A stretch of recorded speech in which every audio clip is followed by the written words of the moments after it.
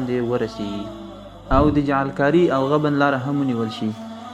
دغه د هر خیریه بنسټ